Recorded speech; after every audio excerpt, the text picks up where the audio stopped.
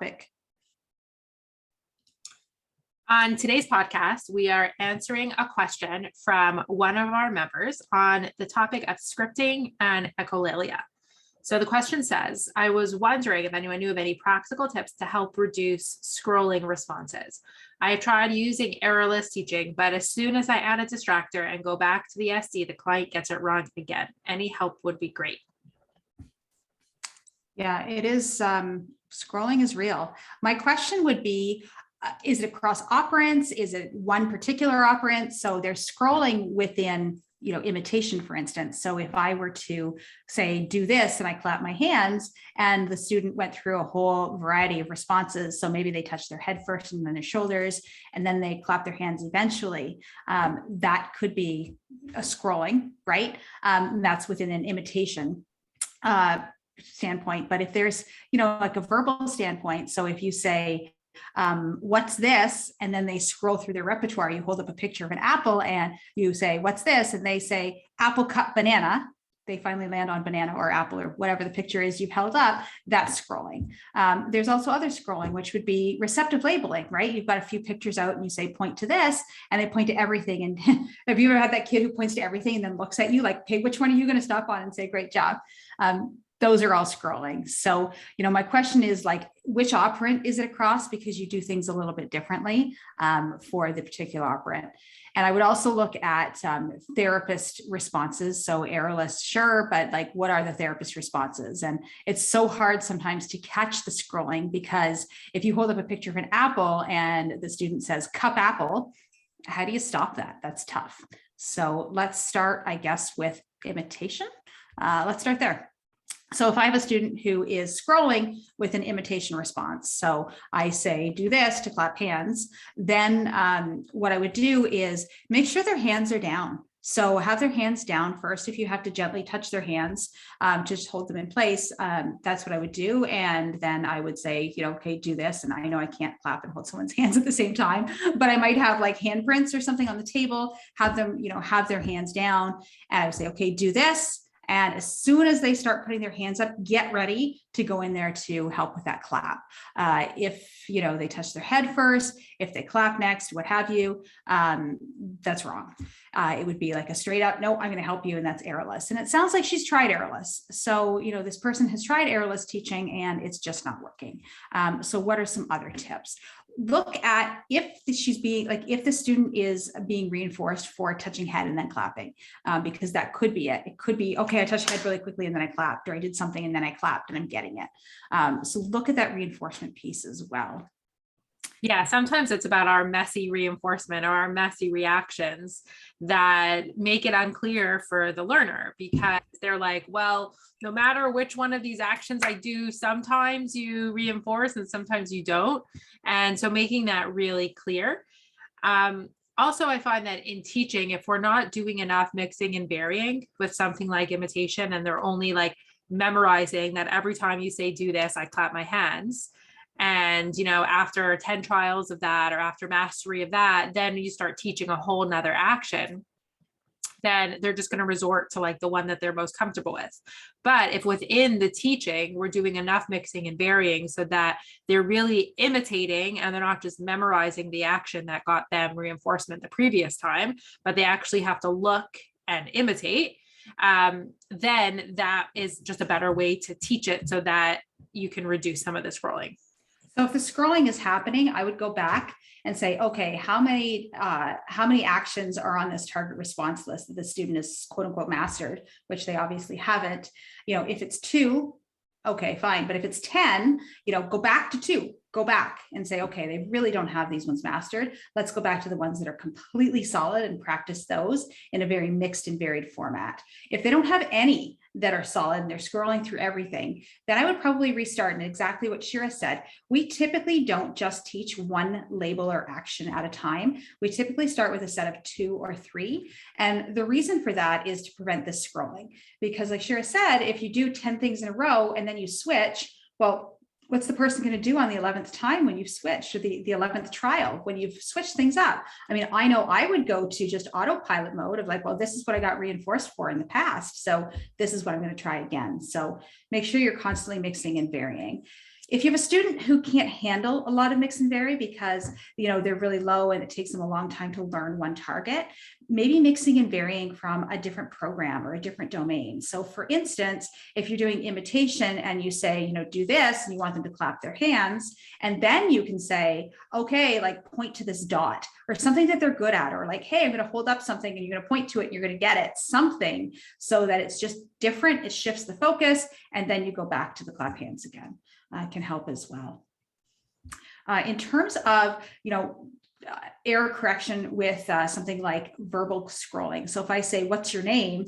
And someone says either what's your name, because that happens a lot, that's echolalia. What's your name, echolalia? Or sorry, what's your name? Or if you hold up an apple and they say banana apple, then that's an issue. So again, if you hold up an apple and they're saying banana apple, that's scrolling. And I would look at how many quote unquote targets this is happening with and reduce the number of targets that you need to teach. So, if they've quote unquote mastered 10 or 20 or 30, go back and really get 2 or 3 really solid before moving on.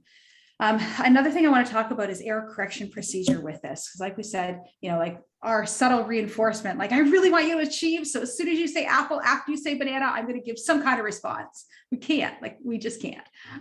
So how does an error correction procedure work? And oftentimes I've had therapists who don't do what's called the transfer trial with an error correction procedure. So what do I mean by that? I mean, okay, so I hold up something. So I hold up, a cup. And I say, what's this? And they say, apple cup. I'm like, cup, apple cup, right? So what the error correction procedure would be is this. Sure, you're going to pretend to be the student and this response I want is cup. I know it could be water. I know it could be a whole bunch of other things, but I'm going to hold up this and I'm going to say, what is it? And I want you to scroll. What is it? Apple, banana, cup.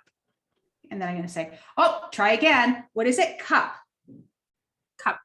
Good. See, some people think that that's enough teaching, but what did I just do? She didn't label the cup. She echoed me. So it wasn't attacked. It was an echo. So I need to go further. So watch this. Scroll again, Shira. What's this? Apple cup. Try again. What's this? Cup. Cup. Good. Cup. What's this? Cup. Cup. Cup. Good. What's this? Cup. Yeah, you got it. Amazing. Good work, Shira. Right. So see what I did there is I did a transfer trial. So I didn't just get her to echo my words cup. I transferred it over to what's called an echoic to tact prompt, which is echoically, I give her the answer. I model the answer. She says it. And then it's not good enough. I have to transfer that over, thinking the second time when I say, what is it? She might just answer apple cup again. I go cup and I give her some kind of verbal cue. That's still not good enough. It's still echolalia, or it's still an echoic. The next part is she needs to answer independently. What is it? And she says cup. So that's the error correction procedure. And then what I could do is I could move on to something that's completely mastered for a couple trials and then come back and try it again and say, what is it? So that would be a full error correction procedure. Mm-hmm. And when it comes to expressive language, especially with introverbals, that's where we see a lot of the scrolling and echolalia. And very often it's because they don't really have the foundational skills to be moving into that type of language. So sometimes if we're already working on what's your name and how old are you and what's your mom's name and what's your address and all of those even beginner introverbal skills, if they're too abstract for some of our learners and they don't have anything to back it up with in terms of the receptive language and the tacting and the manting and the requesting, then they're just going to memorize it. And that's where we see a lot of the echolalia and the scrolling, is because it's not meaningful enough for them. They don't have the foundational skills to back it up, right? Like there's an example of, if I would tell you to describe an apple, you can say, it's crunchy, it's green, you eat it. And I'm able to say all those things because what I'm doing right now is picturing in my head an apple. If I had no idea what an apple was, and you were just telling me describe an apple, and I had to memorize the words crunchy, green, you eat it, I could memorize it and you could reinforce me for giving those responses intraverbally. But in reality, I don't have that image of an apple in my head. I'm not really learning anything. So we do need to be careful when moving into the intraverbal and expressive language domains that they've really solidified the receptive language, the manding, the tacting, all of those other domains.